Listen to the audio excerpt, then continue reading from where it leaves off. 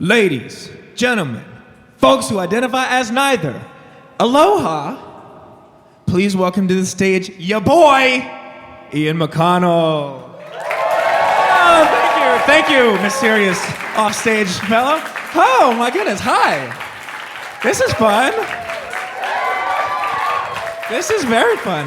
Oh my goodness.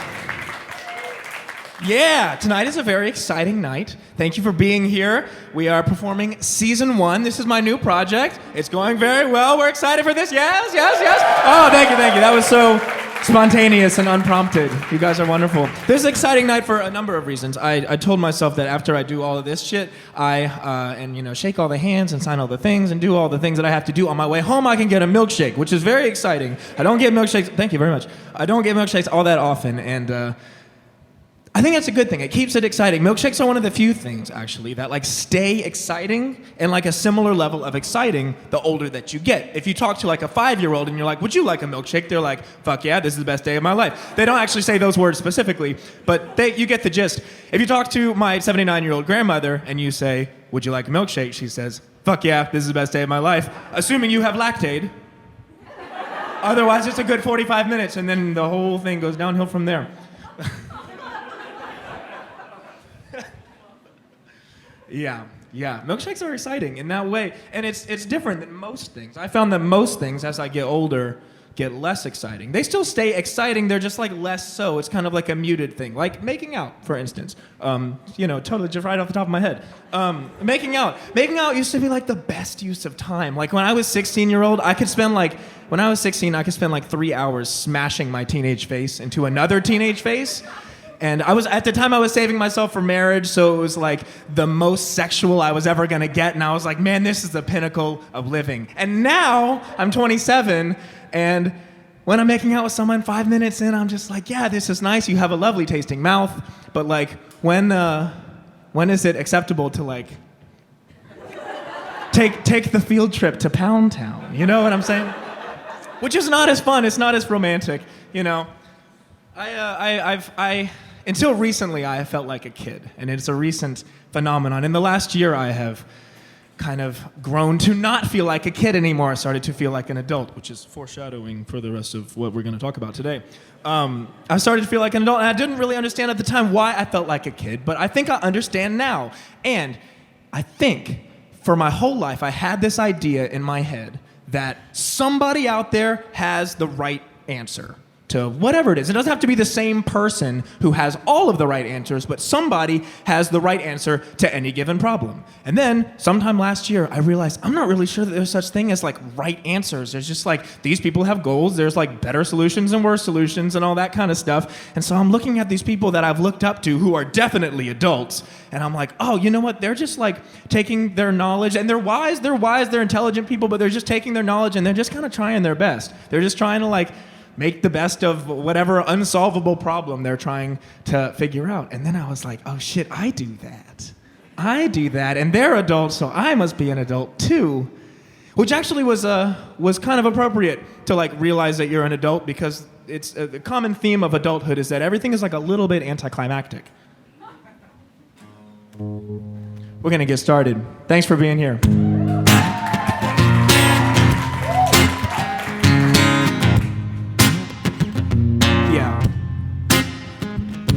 I'm stoned at the airport thinking about life, hoping I remember to catch my flight. Had a little scare, but your boy's alright now. I'm taking time off to relax my mind. I've been overwhelmed, not prioritizing my mental health, spending too much time wrapped up in myself, and somehow also not enough. Being 26 is tough. How do I do all this stuff? I work a lot and I exercise and I meditate and I socialize and I date a girl and I read and I try to get enough sleep. In the last 2 months I felt like a minute. I looked up and the world was looking different. Damn, I feel like an adult, and I'm pretty sure I really don't like it. Never thought I ever would. Now I'm dancing around quarter-life crisis. I was a child of the 90s, right in my prime, and now I'm a guy who's past 25. Whoa, damn, I feel like an adult. Some of my best friends are getting married, and some are buying stocks, and some are making money but hate their fucking jobs, and some are in their 30s but none are in their teens, and all of us are tired by 11:15. And sure, we chase dreams, and sure, we smoke weed, and sure, we don't feed ourselves the right food, but we know it. I had no idea that this is where my life is going. Damn, I feel like an adult, and I'm pretty sure I really don't like it. Never thought I ever would. Now I'm dancing around a quarter-life crisis. I was a child of the 90s, right in my prime, and now I'm a guy who's past 25, like, whoa, damn, I feel like an adult. Okay, this is the part where you help me and you sing along with me. There's a lovely little thing that we're gonna all sing together, and it's just gonna sound great in this tiny little room with all these people. It goes na na na na na na na na na na na na na. Yeah, keep it going. Na na na na na na na na na na. One more.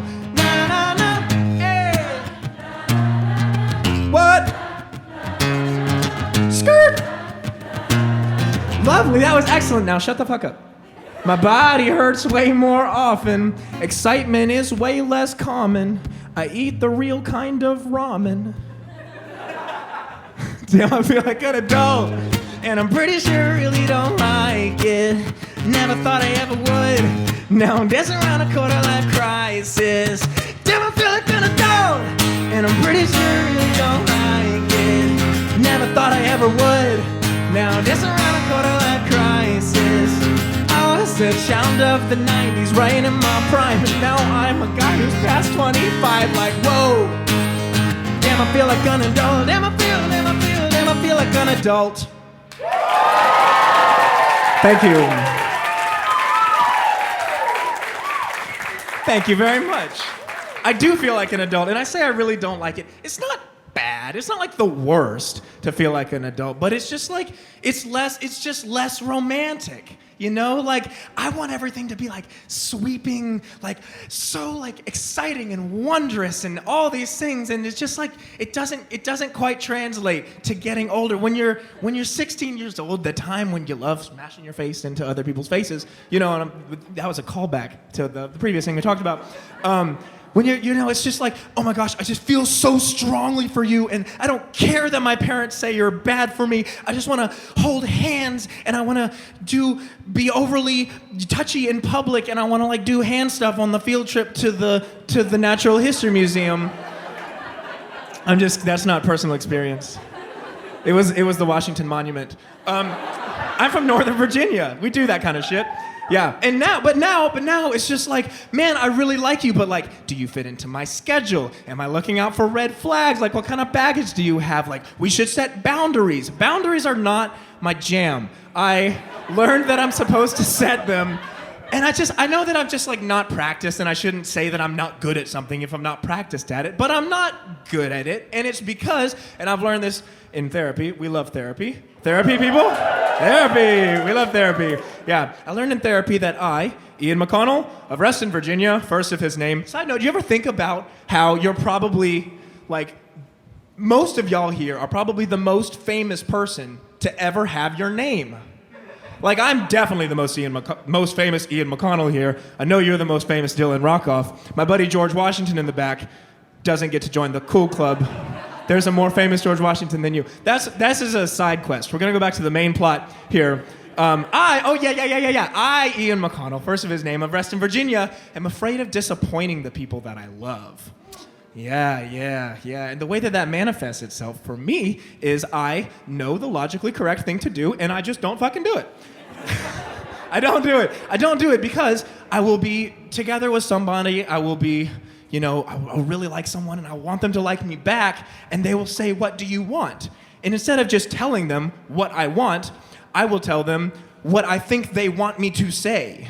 Which in my brain, I don't think that I'm lying, but I'm not telling the truth. You know, usually that conversation goes down of like, you want this, I want this, let's compromise in the middle. But in my case, it's, you want this, I want this. I'm gonna go ahead and say the compromised thing, and then I'm just gonna like go even farther than I'm comfortable going, and just keep doing that every time we have a conversation like this, all the time, until 5, 6, 7 months down the road, I'm like, holy shit, who am I? I don't remember how I got here. This is a terrible situation. It's not your fault, but I have to get out, like now. And then I'm like, man, I wonder why they don't want to stay friends with me after we...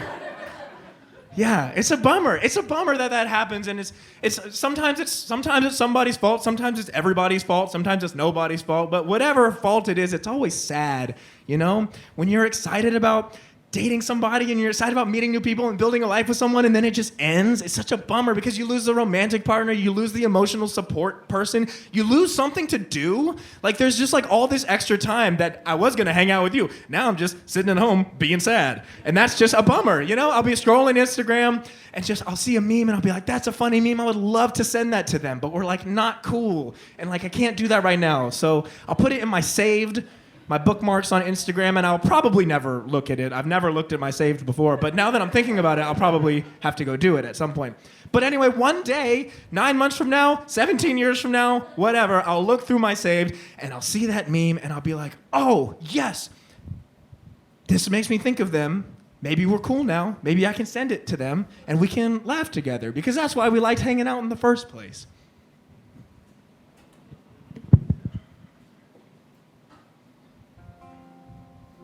This is a song that's called Friends.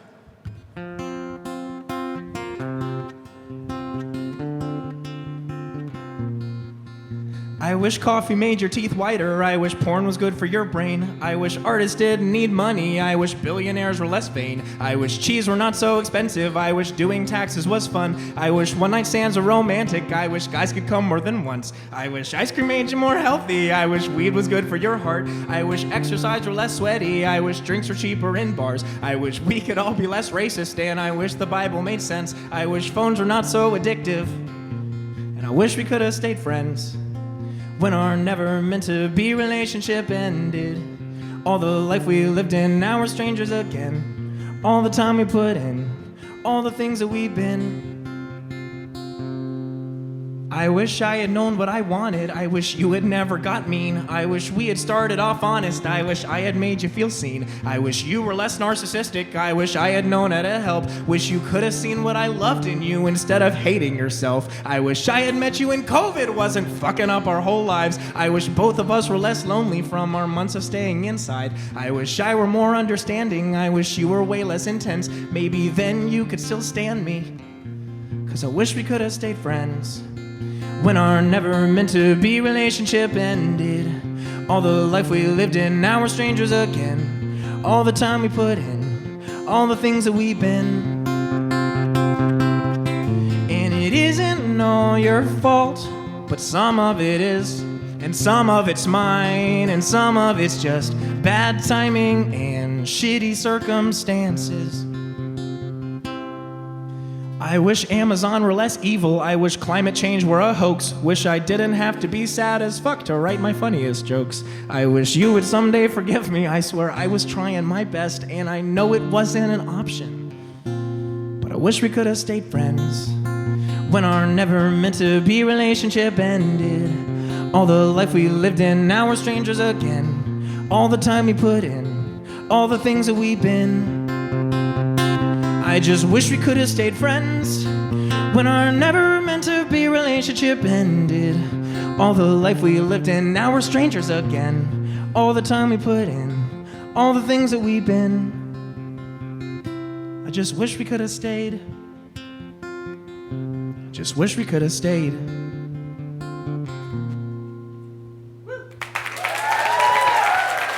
Thank you.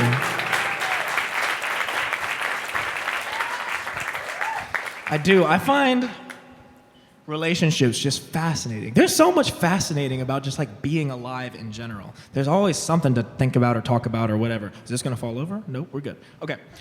There's always something to think about. There's a relationship, if you think about it, any two people have a relationship. The relationship could be they're strangers. They've never met. But for any two people, you've got these like two paths in relation to each other. And you know, in the last song in Friends, you have two strangers and they meet and they become super entwined in each other's lives, and then they separate and then they never see each other again. And you have, people that you reconnect with over time, and you have your paths are together, and then they kind of separate and you come back together, but maybe your role is different and something like that. Maybe you're acquaintances for a long time and you get really close to each other, but not quite there, and then you become friends later, There's just so many ways that the whole thing can go down. It can be romantic, it can be friendly, it can be family-based, it can be work-based, it can be whatever. But it's just fascinating. And now that I'm not old, but I'm getting older, and I feel like I'm able to see more of the long-term trends of the way that my relationships have panned out.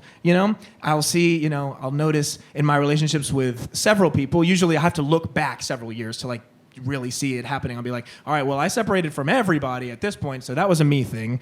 This thing happened here, and then this had to change, and then that, and whatever. And I just find it interesting. And one of my, I find particularly interesting is my relationship with my friend Lydia. Is Lydia here?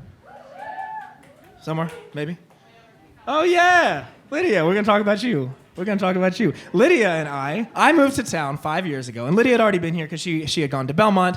And when we met, we just became such fast friends. We became really best friends. We worked together all the time. We hung out. We went to all the networking events. We would talk on the phone. We did true bestie shit together. And then I looked up 4 years later, and we weren't doing that anymore. And looking back, I can be all right, I guess we started kind of not hanging out. We're still cool, still friends, but not that bestie energy anymore. And you look back and you're oh, there's some combination of factors. I can point out a couple, but maybe there was more than that. I don't really know. But I found that relationship fascinating, and also was sad that we weren't as close as we used to be and stuff like that. And so we had a meeting on the books to write a song, and we were over Zoom. I thought I had COVID. I didn't have COVID, but I thought I did, so we were doing it over Zoom, which is probably good because this would have taken way longer had we not done it over Zoom. But we talked for 4.5 hours just about each other, and we talked about us and how we feel about us and how we feel about each other and what happened, and we went through all of everything that has gone down between us, and then we made this together. And I really like it. It's called Pair. It is both for and by Lydia. We're not the pair we used to be. When people think of you, they don't always still think of me. We ended up in different scenes. I guess it turned out that you and I were after different things, yeah. There was a time when everybody thought that your hip was attached to mine, out with each other every night, jokes that only we were inside. Now I'm lucky if I see you once a month. Yeah, we've grown, we've changed for the better. I'm on your side even when we're not together. I'm always here for you, I know you're always there for me. Even if we're not the pair we used to be. You named my house, do you remember that? Said she felt like a Margaret, lived here more than your apartment. Game of Thrones in jeopardy, getting high off Kenny's weed. Ride our way through broken hearts 3 or 4 or 5 days a week, yeah. There was a time we'd stand at shitty shows, communicating with our eyes, hating on melodies and rhymes like we knew everything. Now you live on the other end of town, yeah. We've grown, we've changed for the better. I am on your side even when we're not together. I'm always here for you, I know you're always there for me. Even if we're not the pair we used to be. And it's not bad, it's just different now.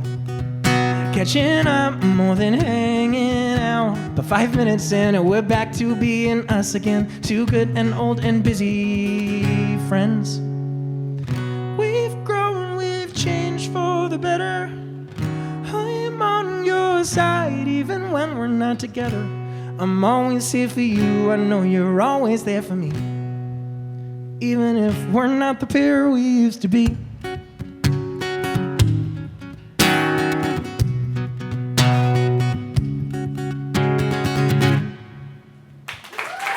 Thank you.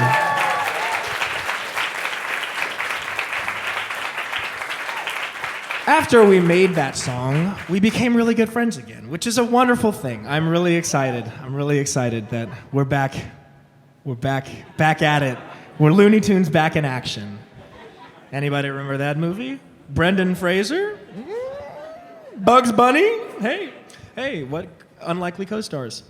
Old friends are good. New friends are good. But old friends are good because they can see, where you've come from, and they can recognize where you are now and see it as a progression of where you've been and stuff like that, which is awesome. I'm going to assume that most of the people here are not old friends with me. So I'm going to have to tell you how I got here. And to do that, I have to take you back to an ancient time. An ancient time some have called 2021. I call this time 2021 because that's what it's called. But thank you. Ooh, I got a couple of laughs. Yeah. Man, I'm so sick of that joke. I've run it so many times. Anyway, 2021. Okay, put yourself in January 2021. Nothing else of note is happening in January of 2021, obviously. I'm coming straight off of a year and a half. I've been releasing a song every month for a long time. I was writing the songs with either just myself or with my friends, and then producing it, mixing it, mastering it, all in my little bedroom studio. And I'd been putting this out, and I had been trying to fit into the country market because I'm in Nashville. But honestly, the whole thing is truly hilarious because I'm from suburban DC, never spent time on a farm, don't ride in trucks, don't really drink that much, don't really do anything that you need to do to fit into country music, but I was trying to do it anyway. And I'm so glad that I did. I learned so much from making country music. But I was making this country music, and at the same time, pandemic's going on. I'm like, you know what? I am ready to get fans, to get followers, whatever that means, whatever followers mean. So I had this gimmick for a while on TikTok, and I found, TikTok. Is good. This gimmick that I found worked fairly nicely when it comes to gaining followers. And it was, I would write these little one-liner jokes and then I would sing them. I'm going to switch to this microphone. I would write these little one-liner jokes and then I would sing them. Wow, that sounds so similar to what I said on the last one. Things like this. Things like I was very deep with all of my thoughts. Like, bees are like commitment. 'Cause I run away from both of them.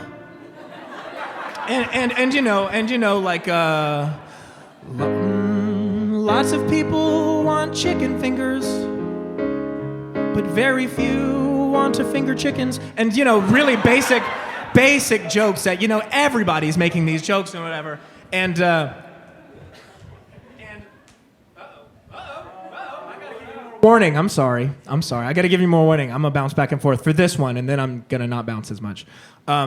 And that was great. That was very popular for a little while. I was making these little one-liner jokes, and I was like, man, I feel good. Everybody thinks I'm very funny. Now I've got these 200,000 TikTok followers, TikTok fans. That's great because I have music. I'm going to show them my music. Do you want to listen to this music? And all 200,000 of them said, no, thank you. We like your jokes. We like your jokes. Your country music is not doing it for us. And I was like, all right, well, I'm going to figure out a way to make music, and get people to listen to it on TikTok. And I succeeded in January of 2021. Remember, this is where we started our story. January of 2021. I had a song, we made a video for it, and it got 1 million views. And I was like, this is incredible. Wow, 1 million views. I am ultra famous. And it was this one song that I had that went, I remind her of her boyfriend. She said at 3 a.m., lying flat on the floor. I remind her of her boyfriend. I didn't know she had only a minute before. Sitting there in shock and trying not to show it. I was pretty happy with the way that things were going. Then everything exploded. I remind her of her boyfriend. And it's not his fault, but I hate him. And I can't blame her for me falling so hard. But she's breaking my heart, and I don't even know if she knows it. I remind her of her boyfriend. And so on and so forth. Thank you. That song is called Boyfriend. And I had it out. And a lot of the reason that it got 1 million views is because we had this really cool video concept that my manager, Kayla, came up with where, we all love Kayla here. Yes, we love Kayla. Kayla came up with this idea of writing all the lyrics to the first verse and chorus on 11 different shirts. I wore all 11 shirts at the same time, took them off strategically to show all of the words as they went by. I looked very funny in 11 shirts, and that worked out nicely. And I was like, awesome, people are listening to my music. I've got so much more music. Listen to this. And everyone said, no, thank you. We like boyfriend and silly songs. And I was like, all right. Well, the one-liners aren't really working anymore, so I love the dopamine hits that I get when I see that I get new followers, and I need it. So I'm gonna try a new thing where I already do this when I'm walking around my house anyway, of just like intentionally fucking up all the words to popular songs. And so I started writing these little parody songs, stuff like, why you trying to eat my food? You can go get your own food. I don't want your fingers in my food. I'm a really hungry dude. Promise I'm not trying to be rude. I'm just not a fan of sharing food. I will buy you other food. Stuff like that. That was Mood. Y'all remember Mood? That was a #1 song for like several weeks last year, and I have not heard it since then. It did not enter the zeitgeist. I don't know why. It is catchy, though. It is catchy. And stuff like, man, I do a lot of songs about food. I get my peaches at the Aldi. They're not great. All the produce is kind of sketchy at that place. But you know I'll be hella thrifty. Yeah, I save, so I settle for eating fruit. That's just okay. Stuff like that. Thank you. I find myself so funny. I'm so glad that I spend so much time thinking of these things in my room and like, hey, people are gonna love this, but then I never actually see them because I just do it through the screen. It's nice that y'all are laughing in real time. I like that. This is the kind of positive affirmation I need. So I was doing this for a while, and I was like, all right, people are liking the parodies. People are, yeah, all right, cool. But I'm like still writing songs. I still would like to, market my music and be a musician, be a musical artist. So I'm just gonna, when I write songs, I'll just put little acoustic versions up, whatever, and just see if I can get some traction on there. And then I got one in April of last year. Wow, that seems like forever ago, but it's not that long ago. April of last year, I had written this song. 6 days later, I just played a little acoustic version of this song on TikTok, and it got 2 million views, twice as famous as before. Ha-ha! Yes! I am king of the world. And it had this little catchy little hook that I don't think would work now because everybody's tried something like this at this point, but at the time it was brilliant. And it was, some of y'all are gonna love this and then hate it, some of y'all are gonna hate this and then love it, and I don't know who's gonna be which, but either way, this is a song that I wrote called Fine. I would be fine being alone forever. I don't need a girl to feel like there's meaning in my life. I've got some great family and friends. I do what I love, and so in the end, I would be fine being alone. I would be fine, but I don't wanna be fine. I don't wanna be obsessed. I wanna feel too much. I wanna be a mess. I don't wanna be good. I wanna be the best. Wanna be over the moon, the way that I am with you, and you'll wrap me up and kiss me slow and say my name. Now that I know what better is like, I don't wanna be fine. And that was the song. That was all I put on TikTok. Thank you very much. Thank you. That sounds like 2 million views worth of clapping. Hey. Anyway, I told you earlier I had been releasing a song every month. And to do that, we needed a significant amount of planning in advance. So I was like, well, I've already got my May release. I've got my June release already ready to go. This is April. I'll put this out in July. So I put that song out in July, and I was like, hey, internet, remember this song you loved? And they said, no. Our attention span is about 7 minutes, if we're lucky. And it ended up being fine. I ended up getting some people to find it and listen to it, and that was really cool. But I'm doing this. The parodies, they're not quite working out as well as they were. I'm not getting those massive influx of followers like I was before, and my dopamine receptors are going through withdrawal, and that's not very good. So I was like, oh, well, that's not really working. I'm still trying to market my music, but that's just really stressful. I think people can tell that I'm really trying to force it here. I think folks are smarter than we give them credit for on this front. But I do have this one gimmick that I do that works every single time. And I don't know why it works every time. But every single week, for almost all of the weeks last year, I shouldn't say every single week and then almost all the weeks. almost all of the single weeks of last year, I on Saturday morning, I would comb through all the week's news, and I would rewrite a verse of Billy Joel's "We Didn't Start the Fire" with the week's news. It was I'd comb through the news and try to make it rhyme, and then try to present it in this non-political way. And this is the one from August 18th. See if you remember any of these headlines, because I just found it and I do not. It was like how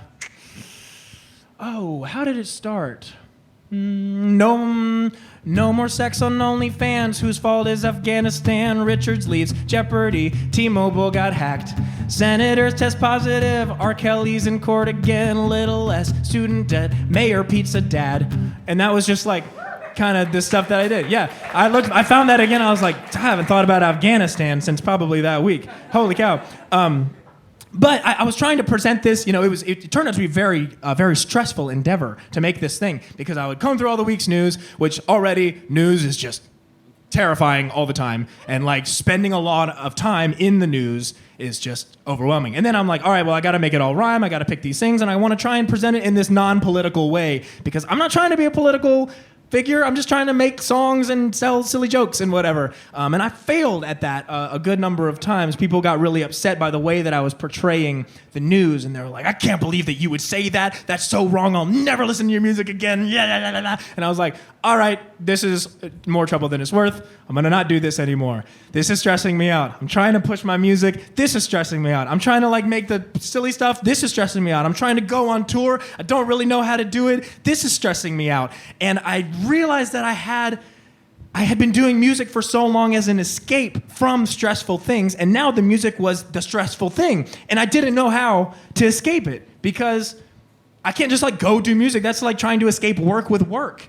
And I tried really hard. I was thinking I just want to make something just cuz, and I don't know how or if I can do it, but I'm going to try. And I made this. And this song is not on season 1, and it's never been released. But maybe it should have been. I've been thinking about quitting. I don't think I'm going to do it, but I've been thinking about quitting. 17-year-old me probably wouldn't believe that I've been thinking about quitting. After all of the hours that I spent getting good, I've been thinking about quitting.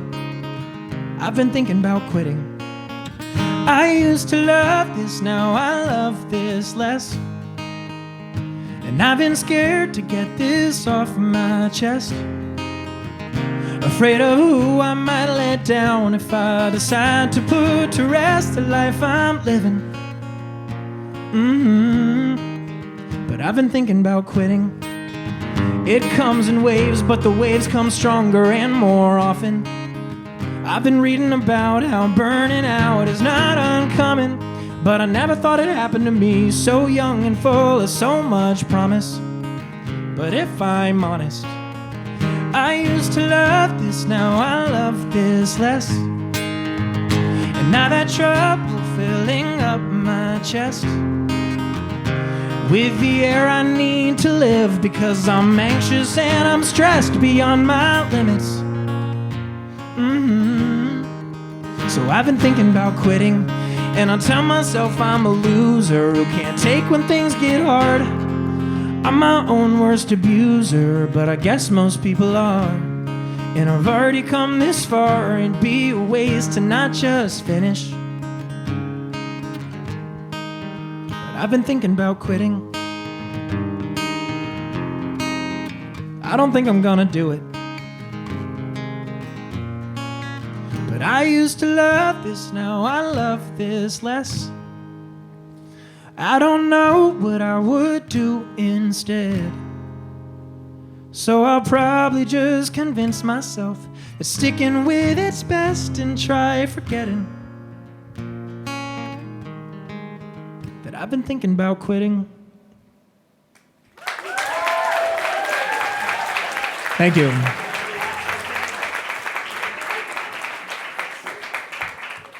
I'm glad I didn't. Turns out what I really needed was just a way of looking at music and looking at work and looking at life and looking at everything in just a new way. And I found a way to look at it all differently. And the way that I found was by doing drugs. Not like all the drugs, just mostly marijuana. If you haven't noticed in all of the other songs that I have sung, I talk about it. Hey. So I'm going through, there's one day I'm going through a little bit of a crisis time of, I don't know what to do. Oh my gosh, like everything is too heavy. This thing that I claim to love, what if I don't love it? What if I don't really love it? Everyone's gonna think that I just like gave up and everything. And it's just, I went and smoked some weed. I went outside, smoked some weed. And weed is nice because you get to kind of look at your life through the lens of just like, I'm just like watching a movie. Like these people are just performing and everybody's just, trying to portray whatever they're trying to portray. So I'm sitting there in my little backyard, thinking about whatever. And I'm looking at my life and I think, man, agriculture sure is cool. Man, I love agriculture. This is the high mind thing of just like you focus on one thing and then it just doesn't last. But start thinking about agriculture. I'm like, damn, agriculture is awesome. Like, okay, humans in our like genetic form have been around for about 200,000 years or so on this earth. Agriculture is only about 10,000 years old on this earth, which means that for almost all of the history of us, we were just like, ooh, berry, ooh, cashew. Ooh, rabbit, we trapped the rabbit. I'm gonna fry it up over this fire that we just learned how to control. And I'm gonna feed my 12 offspring, hopefully 4 make it to the morning without being eaten by a jaguar. And shit like that, And then agriculture came along and some guy or girl or whatever had this great idea of like, what if we just grew it here? Then we wouldn't have to move all the time. And everyone else said, that's a great idea. Let's all stay here. And so large communities started growing up. And then we needed government and we needed written language. And all of this snowballed into the cool life that we have now where we go to comedy clubs and we have Wi-Fi and we use it to watch porn. Yeah, that's just rad. Humans are cool as hell because we like invent cool stuff and it's all happened very recently. Like 10,000 years is a long time. It's a really long time. But like the Earth is like 4.5 billion years old. And that's a large number. 4.5 billion, big number. 10,000, big number. 10,000 is 0.00001 billion. So 0.00001 over 4.5 is a very small number. It's a very small number. So relatively, humans are like really new, but we are really cool. But the Earth, I just can't imagine that the Earth was just hanging out, being like, man, I can't wait for 4.49999 billion years from now when I can finally start being cool because people are gonna be here. And like the Earth is 4.5 billion years old. The universe is 13.5 billion years old. Y'all seen these new like photos of the James Webb? That shit is amazing. That's amazing. That's amazing. And the universe, is just like, haha, we are formed. I can't wait for 9 billion years from now because Earth will show up. And now we can be cool as a universe. I just don't really think that's what happens. I'm seriously over anthropomorphizing the universe and the Earth. They're inanimate objects. Actually, I guess, are they inanimate objects? They're not alive, but they do move. So that's anime. I don't know. I didn't think this part through. This is the improv part of what we're talking about. Anyway, I'm thinking about all of this, and I'm just like, you know what? I'm hungry. I'm going to make a quesadilla. In the toaster oven, I graduated from the microwave. Damn, I feel like an adult. Hey, and my quesadilla it's a very sophisticated recipe. I take a tortilla, and I put cheese on it, and then I fold the tortilla over, and I cook it. It's an intense recipe. Oh, thank you. I didn't expect claps on that. That's very nice. Yeah. And so, as this thing is cooking, I'll sit at the piano and just start plunking something out. And somewhere before or after or in the middle of eating a quesadilla, I made this thing.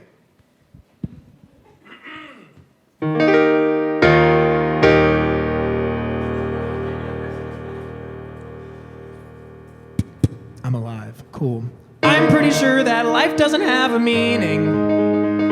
And if there's a God, then he doesn't look like me. And I'm just a member of the current apex species. But there will be another when the humans go extinct. We've only been around 200,000 years of 13.5 billion years. How can we think the pinnacle is here? Isn't that arrogant? There's a couple 100 billion trillion suns, and we act like it all was made for us. There ain't no way that we're the only ones. I'm not important, and neither are you. So let's do whatever we want to do. Bask in our cosmic insignificance. Soak up this blip we're living in. 'cause nothing matters anyway. Isn't that great? 'Cause humans aren't really gonna kill the planet. Yay! We'll just make the planet unlivable for us. But Earth will keep right on spinning way long after we ain't in it, and life will keep right on living till the sun explodes. No, important, and neither are you. So let's do whatever we wanna do. Bask in our cosmic insignificance. Soak up this blip we're living in, 'cause nothing matters anyway. Isn't that great?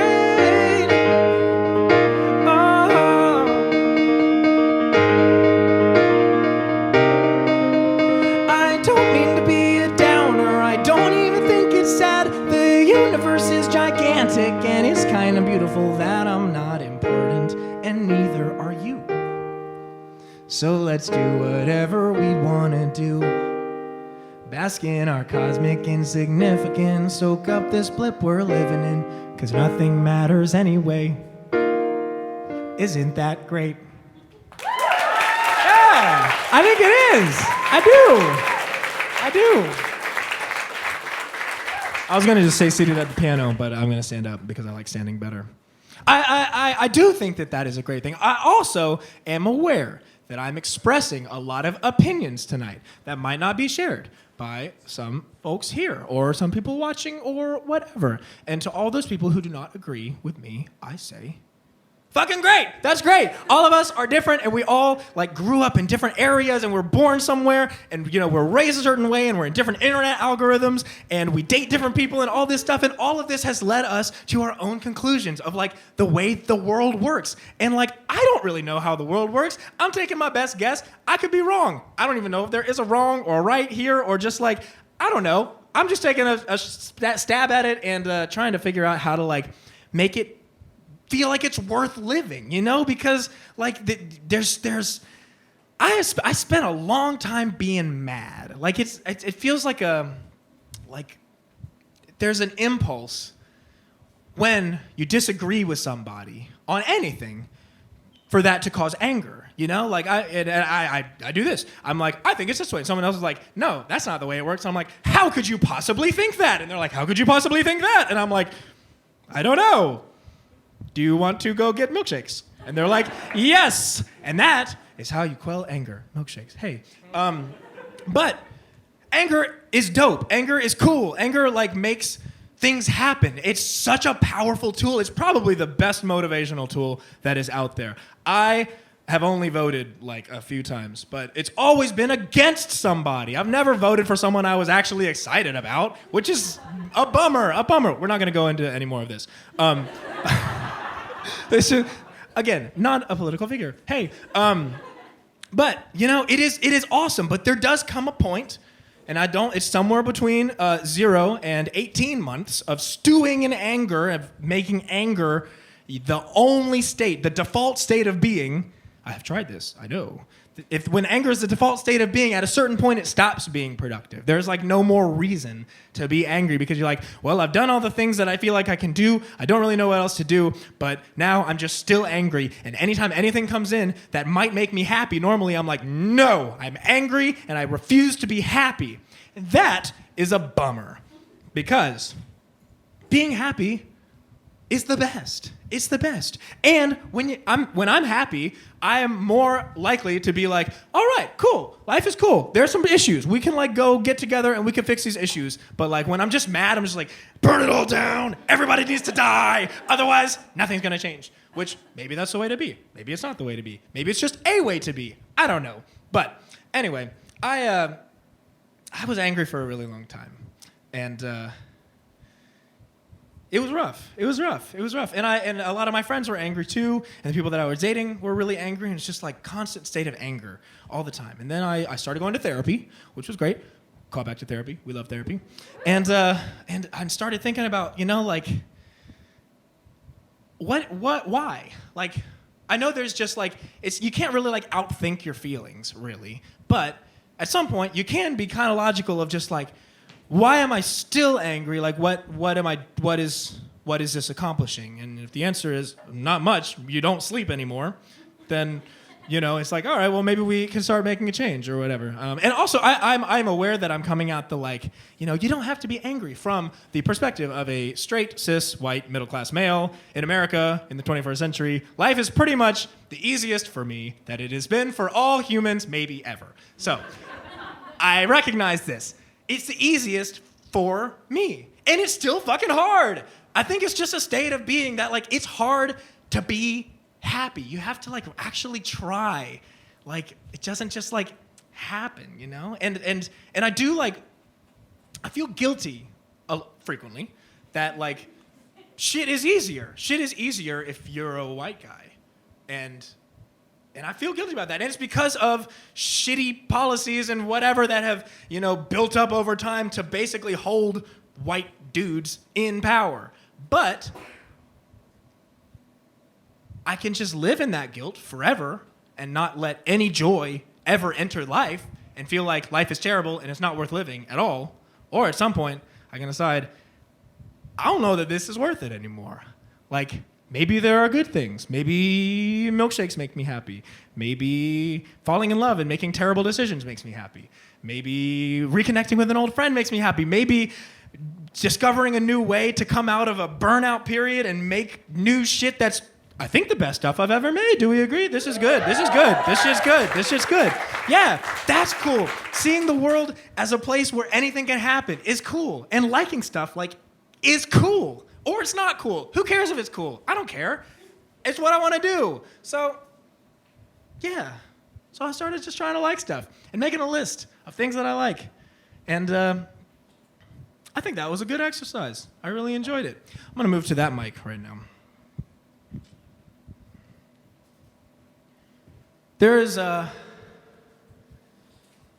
We're coming up on the end of the show. Thanks for coming out today. Yeah, thank you. If there is one takeaway that I hope you leave this show with, it is Ian McConnell needs a record deal. Am I right? I'm just kidding. That's not the. It is kind of. I hope you do have that takeaway, but that's not the takeaway. The takeaway that I hope you have is that life is not all bad. There's a lot of bad stuff. There's a lot of bad stuff all the time. But it is never, and I don't think it will ever be. And my therapist, who I don't know if he's here or not, I invited him, but I don't know if he's here. But my therapist cautions me against using words like always and never. And he's like, don't say I'm always going to be a failure or I'm never going to be happy or blah, blah, blah, blah, blah. And I think that's good advice. But I can confidently say that life will never be all bad. I could be wrong. I'm wrong about a lot of shit. Thanks for coming out. I'm going to close out the show with in the tradition of my ancestors, with a slow and sad ballad. I don't know who those ancestors are. I didn't think that one through very well. This song is also not slow or sad. Here we go. I like playing board games with my friends, like trying to guess how the movie ends, like playing Mario Kart online too high to care that I came in 10th, like buying candles at Aldi, $3.99 that just felt green, like getting takeout chicken pad thai from Lemongrass Place level 3. I'm really into sparkling water now, like how it feels inside my mouth, like when I've already cleaned my house, like turning music way up loud, like using my TikTok account, like that they know my name in town. I don't know why I've been spending so much time just hating stuff, focused on the way life sucks. There's an awful lot to love. Think I've had enough hating stuff. Cause I like eating applesauce and cheese, like drinking different types of tea, like when I get recommendations of young adult books I should read, like having good meaningful sex, like having good meaningless sex, like getting told by pretty people that they like the way I dress. I'm really into making stupid jokes, really into putting down my phone, really into British TV shows, really into yoga practice flows, really proud that I can touch my toes, really proud of just how much I've grown. I don't know why I've been spending so much time just hating stuff, focused on the way life sucks. There's an awful lot to love. Think I've had enough hating stuff. Thank you for coming out today. My name is Ian McConnell, if you didn't know who I was. I'm so happy that y'all are all here. This has been so fun. I'm gonna go backstage and feel like a rock star for a second, and then I'm gonna come out and like say hi and shit. I really appreciate y'all being here. It's way more fun to make music when people are listening to it. I know it's an unrealistic goal to see the glass always half full. I'm no stranger to succumbing to the hopelessness spiral. I just want to remind myself how much is wonderful and how motherfucking lame it is to always be hating stuff. Focused on the way life sucks. There's an awful lot to love. Think I've had enough hating stuff. No, I don't wanna keep hating stuff. Focused on the way life sucks. There's an awful lot to love. Think I've had enough hating stuff. Think I've had enough of hating stuff. Thank you very much. My name is Ian McConnell. It has been very real.